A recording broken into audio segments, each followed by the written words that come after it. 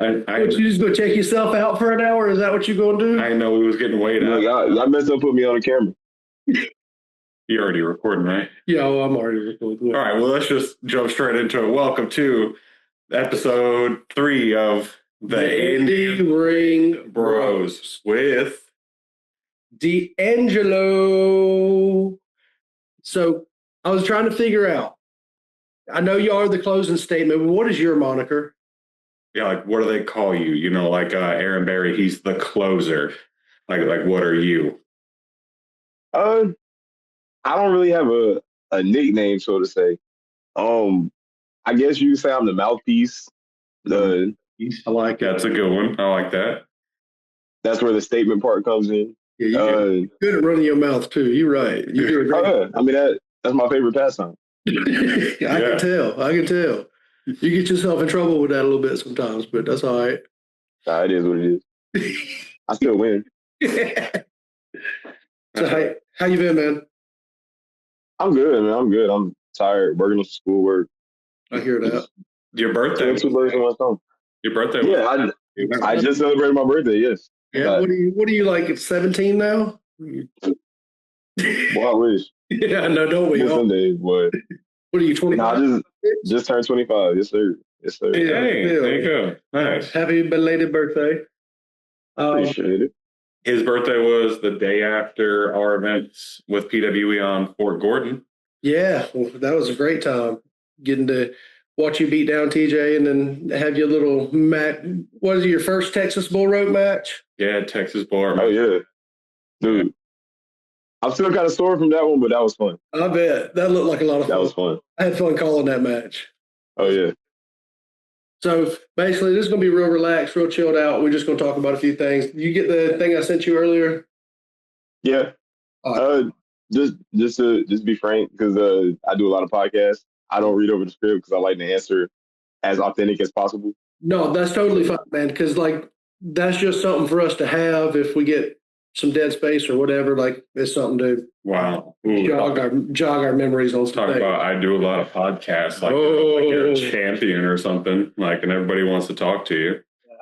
I mean.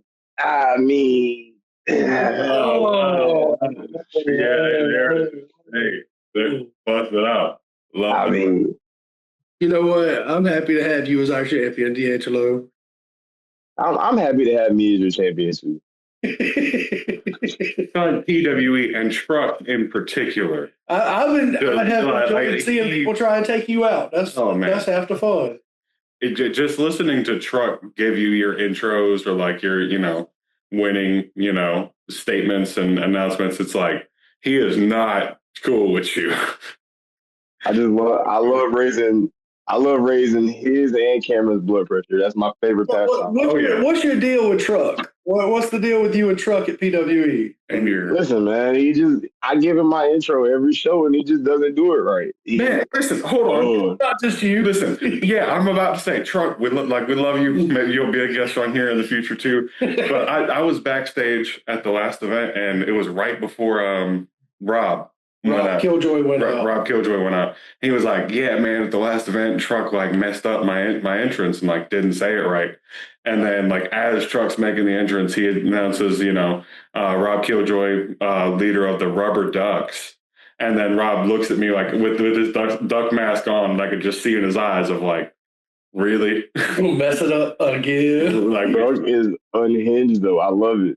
It's great. I mean, again, listen, I was here for all of Truck's intros until he billed me from Augusta, Georgia. When that happened, I was like, brother. So I love Truck. Speaking of which, where are you from? Tell the folks. I'm from the big city of Swansea, South Carolina. Population, my family, and a little bit of other people. I was about to say, it's just yours there, huh? Yeah.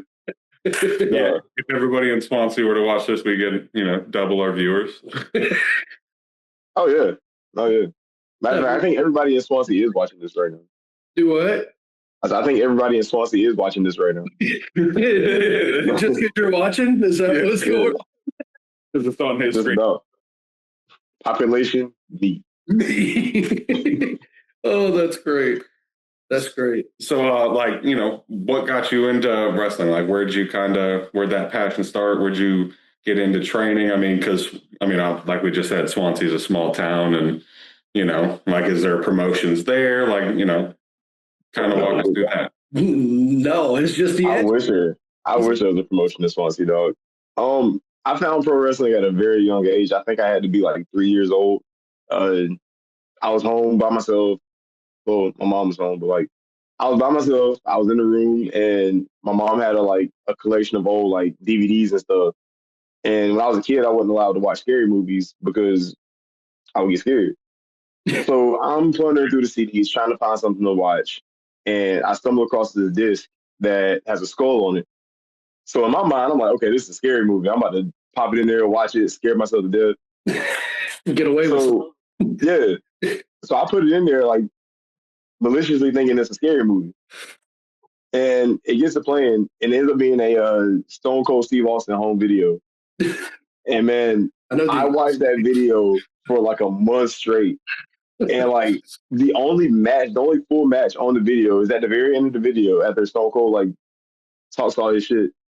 At the very end of the video, it's him and Bret Hart at WrestleMania 13. So still to this day, I can call every spot in that match. That's awesome. Wow, that's sick. Have you ever tried to make that match? I don't think you can remake something like that. Yeah, I mean, arguably like one of the best matches in. Yeah, I wouldn't even try to. But I mean, wrestling just always kind of was there for me as a kid. You know, I joke around a lot about not having a dad, but like I didn't have a dad, but I had a bunch of role models on TV that I watched every week that I wanted to be like. So growing up to be that person now, like I felt like I was put on this path for a reason. I was in college when I started training, and my football career wasn't going how I wanted it to. And I was sitting in my dorm room, and my roommate came in. Like I was binge playing WWE 2K at this point because like it was end of the semester. I didn't have classes, so I'm binge playing WWE 2K. Like I've created DeAngelo for years, bro. Like so, like my roommate came in and he was like, "Man, you might as well stop playing football and just go be a wrestler. Like that's all you think about." And we laughed it off. And I was like, "Man, what if?" You know? Yeah. So I Googled pro wrestling near me, and the school that I trained at popped up. I trained there for 2 years, had my debut there, and then I branched out. And I feel like from there is where I kind of took off and started getting bigger opportunities. That's awesome. So how long ago was that, though? Let's see. I started training in February of 2021. Okay. I debuted in November of 2022. Okay. So I've kind of been on the go since. You've been making big moves in a little short amount of time, though. You've been all over the place. And I mean, not just PWE. I know you're the champ there, but like you've been on MLW, all kinds of places, man. Oh yeah. You're doing good. Grateful for the crew at MLW. Do what? I'm grateful for that crew at MLW, man. Like they invested in me, and there's a lot of good connections up there that I'm grateful for. I'm grateful for those relationships. Heck yeah, man. They got good things going on there. I've got to see some guys that I know that before they were there, they used to wrestle here in Augusta, like IWE and stuff, like Cruel. Getting to know them and see Cruel come to life, that was really cool. So, like, those guys got it going on. So, you know, they'll get you on a contract eventually. Yeah, we were talking about big matches, big opportunities and stuff. Like, what would you say so far would be like a career highlight for you? Like, what's something in particular that, like a match or somebody that you've worked with that, you know, really did it for you?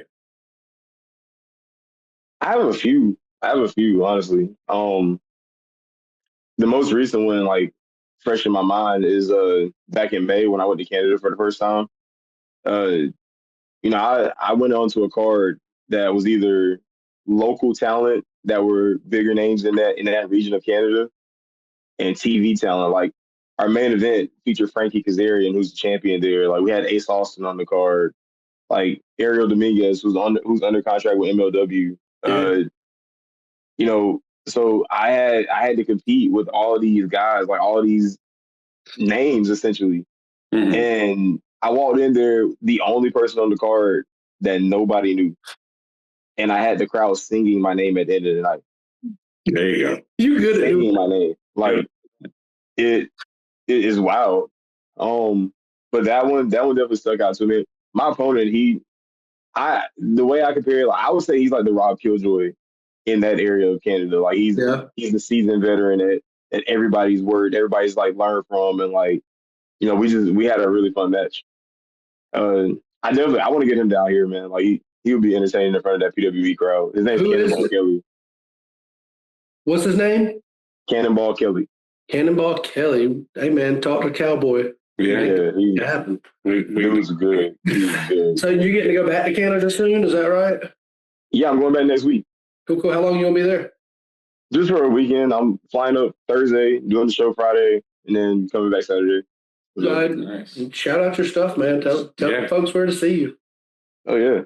I mean, if you're on social media, if you type it, 9 times out of 10, you type in DeAngelo, I'm gonna pop up. My Instagram is DeAngelo_delivers. That's usually where I post most of my stuff. You'll find me on Facebook if you find me on Instagram, or vice versa. But I'm trying to think. I think the first match that tested me and showed me that I could like hang with guys that were better than me was maybe like my 6th or 7th match ever. Me and my tag partner at the time, we faced Anthony Henry and Drew Adler in a tag match. Oh wow, yeah. And then that was one of my first real tests. And you know, hanging with those two, that kind of gave me an edge to like, yeah, I can hold my own out here. You know, those two guys know exactly what they're doing. Both of them get it. I mean, they get it. I got to give it to Drew. Like I see Drew like calling matches and stuff and putting stuff together and all, and like the way his mind works is incredible. So yeah, to be able to, like, I wouldn't think that you've only been doing this for 2 or 3 years. Like the way to look and see how you do hang with those guys in the ring, it's pretty awesome. Like I figured you've been doing this for 10 years or so. Like, if this is you at 3 years, I'm excited to see you at 10 years. And just go ahead and if you want to call out the name of the promotion you'll be fighting for this weekend in Canada. Oh, Reaper Wrestling. What part of Canada is that? It is it's the town that Wade is billed from in his intro. It's Moose Jaw, Saskatchewan, Canada. That's it. Yep. Nice. Literally. I thought that was so ironic that like I wrestled in Wade's hometown. Yeah, Wade's hometown. That's great. You said Reaper Wrestling? Yeah.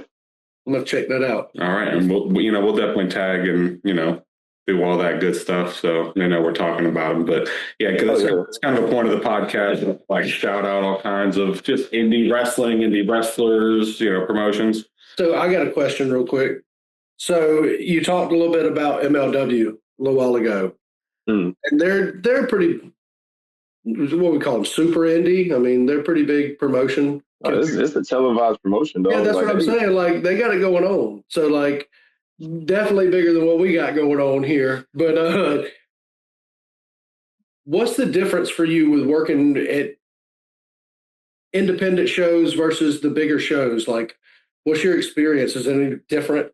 Televised versus non-televised kind of thing. Like, so I approach every show with the same mentality. Like, I'm gonna go in, I'm gonna soak in all the knowledge from the vets, I'm gonna develop myself, and I'm gonna make sure that I'm doing everything that the promoters ask for. Like I feel like that's a lost art that a lot of wrestlers like miss out on, and that's why they miss out on opportunities because they're too worried about getting themselves over, or like worried about their personal goals. Like your personal goals will happen if you put the professional goals of the company first. Facts. Like I go into every promotion with a business mentality, man. It's not about me. It's about we. Like it's about making sure that the company's growing, and by doing my part in growing the company, I'm also growing myself in the process. Like, I showed up to MLW as an extra just to help with ring crew. And, there are a lot of extras there. And, like, once the ring got, like, set up and tore down, at the end of the night, they left. Nobody wanted to stick around and take the ticket things off of the chairs or mop the floor. And I stayed and did that extra mile. And that's what got me there consistently as an extra. And then with that, I went from just being an extra to hey, you want to go out there and job out the Dijak? Yeah, sure, sure. So I got to go do that in a sold out crowd in front of in Chicago. First time in Chicago, like getting to travel and like I think that was the coolest part, like getting to travel and like stay in the hotel where all the guys are staying at and like just getting to hang out with them and like pick their brains outside of the ring and like build those bonds. And then fast forward, I lie to y'all not, the first week of December last year feels like a movie to me because I just remember it like that last week in November or the week before. My wife and I, we were kind of like, and this is a true story. I'm putting my business on display. My wife and I, our lease was ending on our apartment, and we were like, well, damn, we gotta find somewhere to live. Essentially, we hadn't found this house yet. Like we were still just looking around, like trying to figure out where we're going. So we find this house that we're in now. We move into the house. Like literally, we get everything in. Like we unload our box truck, and the very next day, I fly and leave. I fly out and leave for New York for MLW just to do extra work. Yeah. So I fly into New York. I land at like midnight. I walk into the hotel, and that's why I say like having that business first mentality comes into play here because I walk into the hotel instead of just going straight up to my room and going to sleep. I saw the producer sitting at the bar. I was like, hey, let me take advantage of this. So no time like I go down next to him at the bar and like we just get to chat and then like we've had a few conversations. Like he knows where my head is at with everything. And he's like, yeah, man, I'm bringing in this kid, Ariel Dominguez from Florida, to do our dart match tomorrow. And we're trying to find an opponent. And I'm like, in my mind, I'm like, dang, should I tell him that I know Ariel? And like, I was like, I'm just going to wait it out. So then Ariel flies in, like maybe he gets to the hotel maybe 30 minutes after I get there. And he runs in, like, he gives me a big hug and like we like reconnect. We haven't saw each other in like 3 or 4 years. And long story short, because of that connection that I already made and because of the trust that has been instilled through myself and the producer, that's how I ended up getting the match. So then, like, I'm calling my wife at 1 a.m., like, freaking out on the phone, like, baby, I'm wrestling tomorrow. Like, I'm making my debut. And it was just kind of full circle, man, because, like, there are a lot of the front of the house execs that I had gotten really close with, Mike Killis being one and AJ Scales being another. They they kind of like took me under their wing. Like they're always encouraging me and making sure that I'm continuing to show up and do my part. But literally right before the show, like I'm up there getting dressed. I'm getting dressed in the hallway. Matter of fact, like I was scared to go in the locker room. Like I didn't, and I didn't feel like I belonged in the locker room. So getting dressed in the locker room. I mean in the stairway. And Mike Killis, the like friend of the house, is like he shoots me a text. He's like, "Hey man, come downstairs when you get a chance." I'm like, what? I'm like, Mike, I'm first. Like, I got to be up here. And so I sprint down there. Like, I throw some shorts all over my gear. I sprint down there. And literally, it's on my wall right now. But he has the run sheet with all the matches on it, with my name on it. And he had it laminated for me to hang up and keep. Like, and that means so much to me, man. Like, that's awesome. Yeah. And I think that's why a lot of us do this business. Like it's for those little moments and memories to have. Like it's those things that we love. Like yes, yeah, we enjoy being in the ring and exciting the fans and all. But those little moments backstage with the guys mean a lot. I mean, 100%. Little moments backstage with the guys. Cam, we can kind of talk about the moment you had where Cowboy made that announcement. Oh, yeah, no, that was really cool, man. I'm happy to be more of a part of PWE now, that partner with Cowboy and Ken and making things happen. I'm excited to see where PWE goes in the next few years. Like next few months from now is October. We're at the Miller Theater in Augusta now. Like it's going to be awesome. Sell out that show. Yeah, sure. Make sure nobody else in the area is doing what we're doing, bro. Like that's the coolest part. And like, I've been watching the WWE, the Unreal documentary, the document. What's that shit called? Documentary. I don't know why. You a school teacher? You're not teaching English, are you? No, I'm not. I'm teaching ABCs and 1, 2, 3. Oh, thank goodness. But these are documentaries. ABCs are English, but English is so stupid, bro. Like this, like You say chef, but then it's chocolate, but it's both CH. Like, that's so English is stupid. But anyways, I was watching the documentary. Documentary. Get it right eventually. The documentary. No, we use it. The documentary. I was spelling it out in my head. That's my problem. Like, I can't breathe. but yeah. Hey, so you're watching the documentary. The documentary, that's how you say that word. And Cody Rhodes, you know, he talked about how like being WWE champion, like he's the quarterback of the company essentially. So I think that's really cool, like with everything that PWE has going on. Like I genuinely feel like Cowboys the head coach, you and Ken are the offensive and defensive coordinators, and I'm the quarterback, like commanding the ship.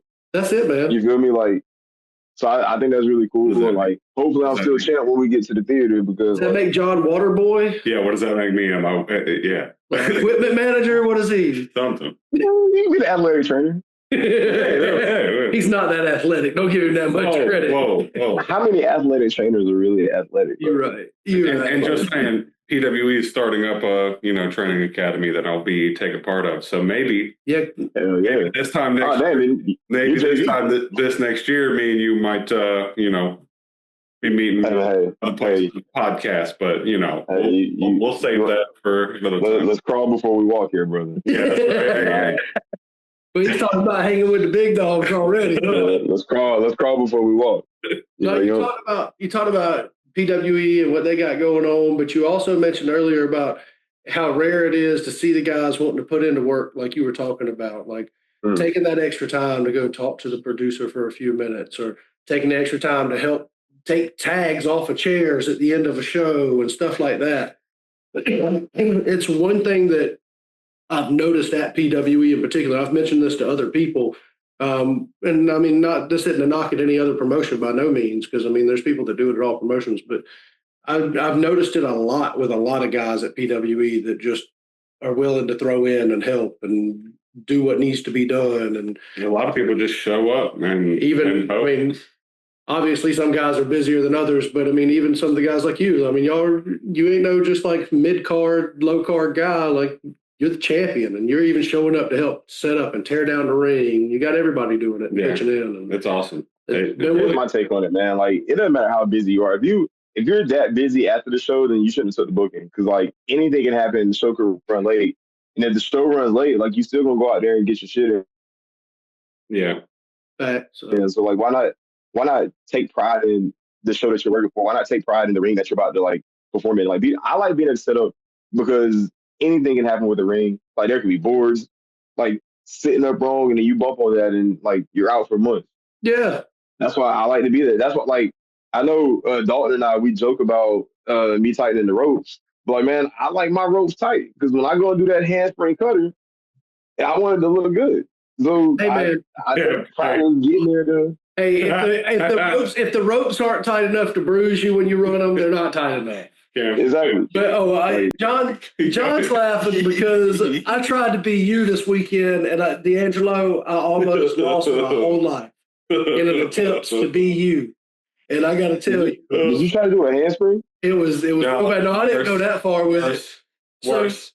So I had the idea. I don't know what the move's called, just popping up over the turnbuckle and landing on the ring apron. And I've been doing that a lot, and I got it down, no big deal. And I thought in my head, I see DeAngelo doing this where he can go and flip upside down in the turnbuckle and like do a handstand and you already know. I was like, hey, I think I got it. Like, I'm going to just believe in myself, and I'm going to do it. I don't need no padding down or nothing. We're just going to do it right here in the ring, right on this wood. We got it. And I did. I went to the other corner, and I went to running. And I got to the corner. I was like, this is a moment of truth. Like, got to commit or you ain't going to do it. So, I tucked my head and got my head right where I needed to on the second turnbuckle, got my hands on the second ropes. I'm there, but nobody informed my legs that they needed to go up. So they did not. And all I can see is I'm holding on to this second rope and I am going head first at the mat. And I know I'm going to break my neck. And at the last second, I get my hands down. It's a wonder I didn't break my wrist, much less my neck. But I saw my whole life flash before my eyes and attempts to beat DeAngelo. Oh, man. So I know what we're working on before the next show. No, we're not. My wife yes, we are. like Now you got to hit it. doing that again. You should have told me that. Now you got to hit it.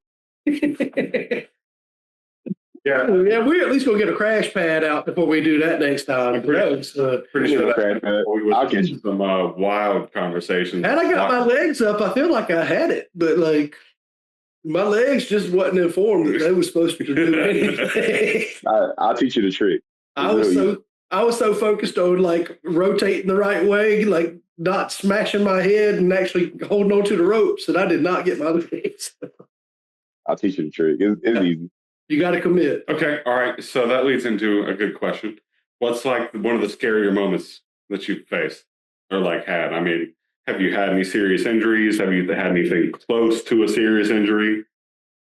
Right. Or just witnessed something scary at, a show you were working?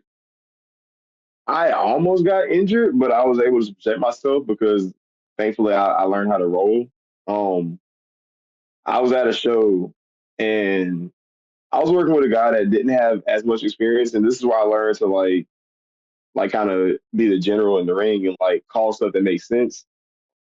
Because I was just trying to be a spot monkey for a crowd that didn't deserve it. And I come off the top rope with I called a Hurricane Rana off the top rope. I'm like, oh yeah, brother, catch me. Like, it's a Hurricane Rana. I step off and like I don't jump when I do my Hurricane Rana. Like even when I do my running, when I just come off the rope and throw my leg up and then like they just hit scissors and go. Yeah. So I step off into this Rana. And like when you step off for a Hurricane Rana, it literally look back to the ground and then they flip. Brother caught me and throws me into the mat. I smack my neck off the mat. But luckily, instead of like staying there, as soon as I felt myself hit the mat, I got into a ball and rolled. So it still looked good, but it could have been worse. I could have broke my neck, but I saved it. Oh man. Man, I gave him an earful when we got to the back. But like, I mean, we were good. Like just in the moment, I'm like, bro, like you gotta kill me. You gotta base me, man. Like I'm only at that time I was only like 190. It ain't like you had. Yeah. And I'm light, brother. Like I base all day. Like you're not light. Don't, Joe. I've carried you before. You ain't light at all. See, you carried me when I was tired. I carried you when you went like dead weight sack of potatoes that's been in a shower after having 30 minutes. Nobody told you to blow a flat tire. But that's what it looked like, though. I had a straight blowout right there in front of my wife, kids, and everybody else in the room. We need to send that to Ridiculousness and America's Funniest Home Videos. that segment of the match. Man, that was the best. That's why I like working with you, though. We always do something fun. Oh yeah. Yeah. Oh yeah. If you ain't having fun in the ring with me, then I don't need to be there. Speaking of having fun, that's what you do inside the ring to have fun. What do you do outside the ring? What do you like to do? What's your hobbies? I am a homebody. When I'm not wrestling, I'm at the house. I'm playing the game, chilling with my wife, chilling with my cat. I'll go see my grandma. I'll go see my siblings. I genuinely just enjoy like being home. So you're old like the rest of us. Pretty much. No, I do like to stay on the go because if I stay in the house too much, like I'll lose my mind. So I like to, even if it's getting out of the house and going to the store. Like Walmart is my favorite. Alex and Maya calls me maybe 2 or 3 times a week, and we talk on the phone. At least 2 of those times, I'm in Walmart. So like, it goes from like me grocery shopping to me just walking around the house talking to Alex about random stuff. Yeah. But right, so you mentioned you like to play a game. What game you like? What's your go-to? So for a while it was college football. And then after that I started binge playing MLB The Show. Okay. Oh, nice. I dominated when I got to the major leagues. it kind of slowed down. I stopped playing it. So then I just started like finding games to play. Alex actually put me on with a game called Overcooked, where it's essentially like Diner Dash. Bro, I love Cook. Like if you playing Overcooked, we gotta get on that. Oh yeah, dude. Me, Alex, TJ, and my wife, like we all get on and play all the time. Dog, I love that game, and like it's so stressful in a great way.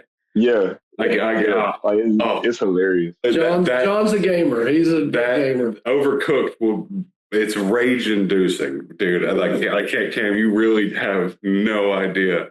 Like you will find yourself screaming about like mushroom soup. Yeah, for real. I've been playing that, and recently I've been binge playing Police Simulator. Oh, nice. Yeah, like I downloaded it because it was free on the PlayStation Network. And it's a very in-depth game. Like you stop people, you pull them over, like run their paperwork. So like you checking people's IDs and whatnot. You're literally just a cop. Like now people play the GTA role play where they're cops. Like you're literally just doing that. That's the whole premise of the game. That's pretty cool. That's cool. I ain't seen that. It's a fun game. I ain't gonna lie. Simulator. That's the new one. I hadn't heard of that. You know, I had to pick the black cop though. You know what I'm saying? I try to squeeze all the black suspects away, but like they be doing dumb shit, so I have to arrest them anyway. Speaking of which, John's got a joke he told me the other day. Next question, please. Don't know which one you're talking about. Don't know how many of them are podcast friendly. Yeah. Listen, brother. So, how'd you actually get into wrestling? Like, you told me why you like wrestling and all that, but like, where'd you go to train? How'd you get actually involved?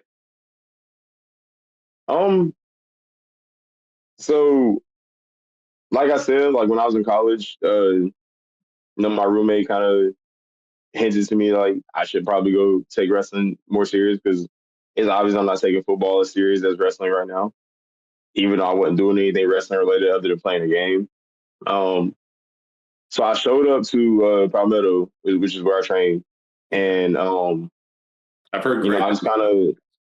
You said what? I've heard great things about those guys. Tons of talent coming out of there. Oh yeah, I mean it's really cool. No, just to be frank, like we have had our differences, and I've like parted ways from Palmetto, but like that doesn't discredit the training that I got because I got solid training, I got a solid foundation there. I'm not there anymore, but I still support those guys. I still support a lot of my friends that are going there and training. I mean, it's as simple as that, man. Like I showed up to train, and from day one, and ironically, Dre and I started training the same day. Really? Yeah, we went through the entire program together. And like Dre you guys, he's gonna be on here too with his tag partner Florida Man here soon. So look forward to that. Yeah, Dre and I started the same day. We were in the same class. Well, it makes sense y'all were in the same class. They must have really emphasized like entertainment in you guys because oh yeah, dude. So training matches are like a big deal there. And Dre and I were each other's very first training match. And man, we cooked. Like but I will say like when you start training, like when you start wrestling, you come out a completely different person. Like, dude, I was damn near 300 pounds when I started training. Like, no way. And yeah, like I just got done playing college ball, so I had all that like football weight on me. But then like when I stopped playing ball, like just to be frank, like I started like partying and drinking and like not taking care of my body. So like I was huge. And I think I got down to like 250 by the time I debuted, but like my body still didn't look the way I wanted it to. Like I had a big pot belly. Like I didn't look athletic, but I was still fairly athletic. Mm-hmm. But I definitely say like you're not the same person when you walk through that door that you are when you graduate. Yeah. Unless you're Dre the GOAT. Dre has been cut in the same like the auntie's favorite nephew, like dog. Dre has cut the same exact promo. Dre's been the same person since I met him. in 2021. Mm. The only difference is, like, when we started training, Dre had the little dookie braid dreads. Like, they weren't the long dreads like he has now. Like, he had the little, like, they stopped, like, right here. Yeah. Yeah. That's the only difference. The only difference is his hair. He's the same size. Like, he's probably gonna put on a little bit more muscle, but, like, same personality, same person. That's Like, awesome. that's the only person that hasn't changed. So you were talking about you got to have your first like match against Dre, basically, like training match. Yeah. Yeah, we were each other's first training match. We had fun. We tore it up. And then Dre ended up taking some time off from training, which is why we didn't debut together. Okay. So and I will say, like, this is anybody that was there knows this is the truth. And I'm not saying this to like push my ego, but it was just the truth. Like, I was the vocal captain of that class. Like, I refused to allow anybody to give up on themselves in my class. Like, I I was the captain. Like, I took pride in that, and I was the first to graduate my class. I was the first graduate from Palmetto to debut in a main event. Everybody else it's usually an open and scramble where you like debut with your class. Yeah. Uh, I debuted against the head trainer and Chip Dave. You know Chip Dave. Yeah. So they were a tag team, and my tag partner, who had already graduated, he graduated with TJ's class. We debuted in the main event, and man, like, dude, that night was special. Like, I went out, so they had me come out and cut a promo at the beginning of the show, and like I couldn't even get words out because the standing ovation from the crowd, like, people were ready for my debut Already. to the point where, like, man, I think I stayed up, and I had to make at least 50, 60 shirts to sell for merch or whatnot. By the time we got to intermission, I had sold out headbands and t-shirts and everything. And, like, man, my envelope at the end of my debut night, like, my envelope only had $20 in it. But man, we pocketed $500 in merch and split it Bro, like that's awesome. Night on one. night one. Mm. But then it got better because night two, the very next night, we went up to Charlotte, and we got to tag against Buff and Fluff, which is Sean Legacy and Fluffman. Hey, Which that was really cool because hey, Fluff was also. hey, say that one more time. The video just cut out for some reason. Oh, I said the next night we went up to Charlotte and we took on Sean Legacy and Cody Fluffman in a tag match. Fluff and fluff. Yeah. And that was pretty cool. And like that one was close. That one was a good one for me too because Cody did help train me. He taught our beginners class, and like he was just always there through all my training. So having that match with them, like, I thought that was really cool. So we actually wrestled twice that night. We had a tag match against them in the first match, and then the main event, it was me and my partner and Anthony Green, if y'all are familiar with him. Yeah. He's signed to MLW right now, but he's been at Pro Wrestling Noah. He was in NXT for a while. So we got to tag with him against Sean Fluff and Wrestle Ranger. Oh, that's awesome. So that was pretty cool. And that's another one of those full circle moments too, man, because going back to the MLW show, as I was getting dressed and like getting dressed in this hallway, like I said, Matt Riddle's coming up the stairway. He's like, dude, what the fuck are you doing? Like, I'm getting dressed. It's like, dude, just come in the locker room. Like, you're on the show. So like we go in there and we sit in the locker room. He's like, man, don't ever do that again. Like, if you're on the show, you're in the locker room. And like he kind of like took me under his wing for a second. I appreciated that. So then I started like getting pumped up in the locker room. And I hear somebody behind me say, I know that's not DeAngelo. I turn around and it's Anthony Green. And I'm like, no fucking way. Like, dude, like, he's like, what are you doing? Like, why do you have on your gear? I was like, I'm making my debut tonight. And then he takes me around the locker room. He's like, hey man, like I know this kid. Like I was there at his debut. Like we tagged the night after his debut. Like that's awesome. That was very full circle for me. So like having him there to like see me debut at such a major company, like that was really cool. That is one of those full circle moments. for sure. All right. So, what you got, John? What you mean? All right. So we got to do something we do with everybody. Oh, yeah. We did it with Cowboy, we've done it Okay. with a few people. And Wait, hold on. So we're about to play a game. Now, I'll ask you the question first. Do you want to know the record to beat or no? No, no, I you don't. just want to do it and see if you can just get wanna it. Do it and see. Okay. Now, I'm going to tell you the record's kind of high. Well, So, Cool. shut up. so get as many as you can. So the game here, we've done it with every guest so far, being Cowboy, and Camryn, the very first episode. How many wrestling acronyms can you name? Like, to give you your first easy PWE, right? Like that's one. How many wrestling English wrestling experience. can you name? Just in general.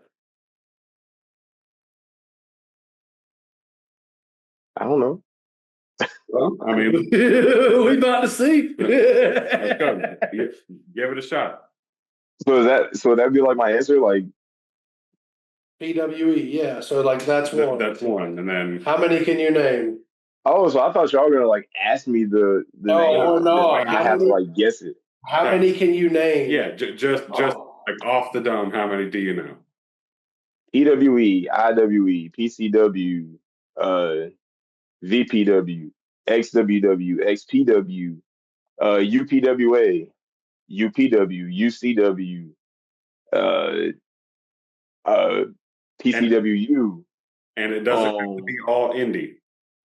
Solid. WWE, AEW, NJPW, MLW, GCW, He's slowing. MLPW. He's slowing down. By the way, I'll let you know you beat Camryn already. JTO, Camryn only had 13. OVW, I ain't heard nobody talk about OVW in a while. VCW, A lot of W's. UCW, You're doing great. You're doing WWC, CCW down in Florida, APW Chester, APW Spartanburg, APW Virginia, APW Texas, ATW, ROW, ROH, Shut up. ACW, AWE in Atlanta, OPW, Outbreak Pro Wrestling,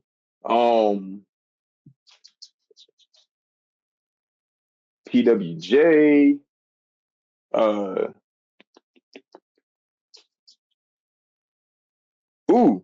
TDW. That's the company in the UK I'm about to debut for. There you go. GPW, Gen Pro Wrestling. That's another company in the UK that I might be debuting for.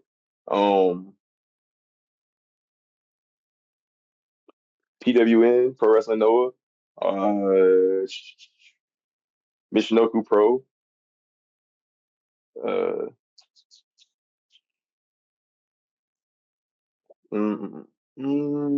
How far does he go? He's really racking his brain. SAPW, San Antonio Pro Wrestling.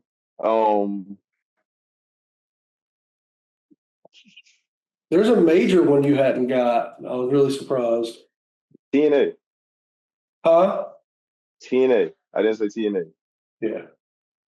Or did I? You got it now. Yeah. Action Wrestling, 1FW, SFCW, Southern Pride Championship Wrestling, We were talking KPW, Kraken Pro Wrestling. Yep. What's that other one down there? WM, Wrestle America. Yeah. SWA out there in East Nolley, Georgia. This is incredible. ACCW, Apple City Championship Wrestling. Oh my God.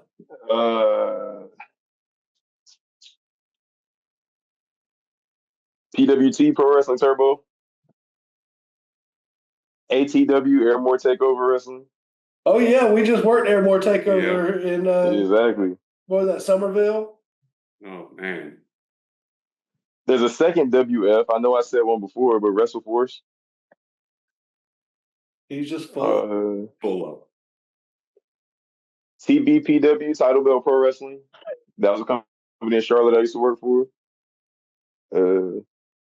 GZW, Ground Zero, GCW, not GZW, CZW, Combat Zone Wrestling up in Maryland.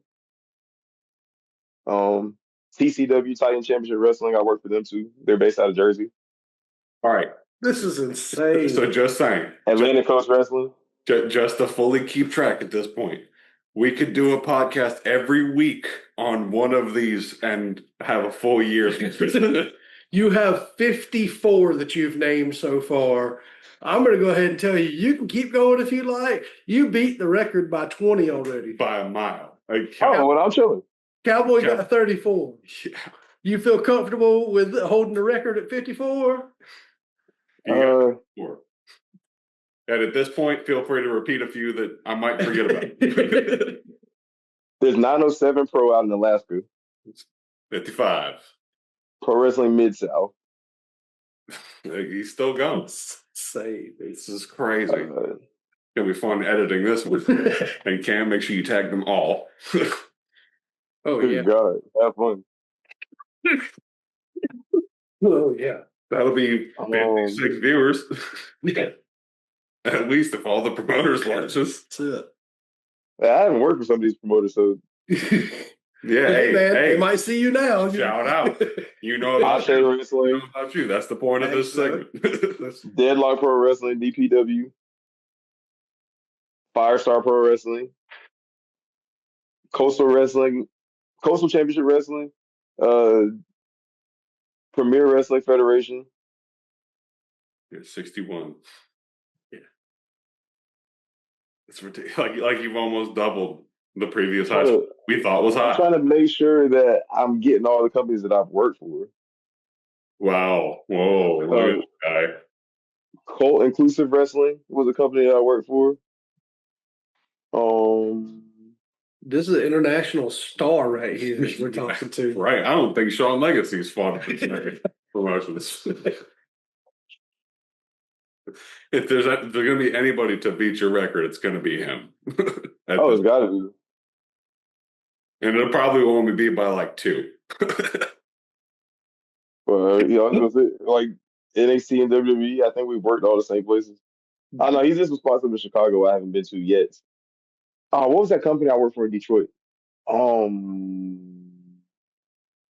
DeAngelo. Wow. Big shout out. I really don't. So, brother only booked me because he was trying to get on MLW. Like I can say that on record because it's true. And like he admitted it. But straight up. I forgot the name of the company.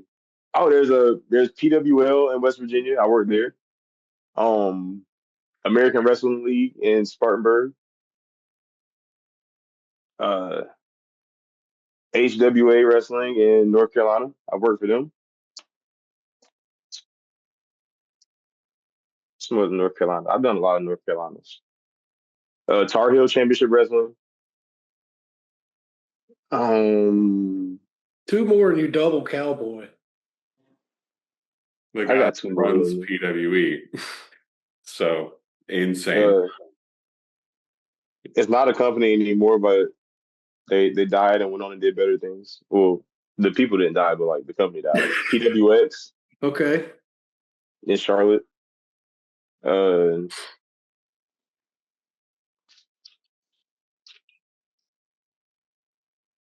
Urban Combat Wrestling in Asheville. This is how you know he's a champ, because he says double the record.